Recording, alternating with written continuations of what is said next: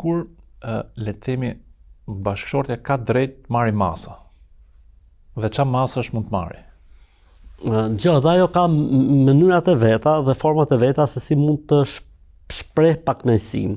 Unë mendoj në momentin që lidhja është shumë e fortë dhe dashuria është shumë e madhe, pakënaqësitë lexohen shumë larg.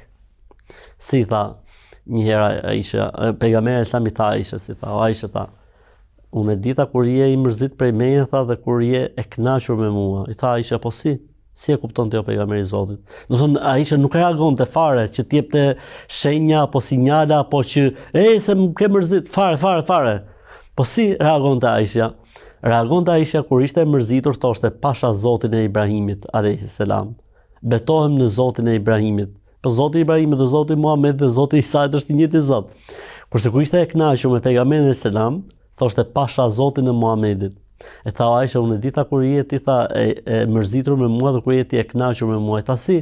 Tha kur je e mërzitur me mua, tha ti thua pasha Zotin e Ibrahimit. Kur ti je tha e kënaqur me mua, thua pasha Zotin e Muhammedit. Tha Aisha radhiyallahu anha, tha pasha Zotin o pejgamberi i Zotit, nga sot e tutje nuk do të betohem vetëm se pasha Zotin e Muhammedit.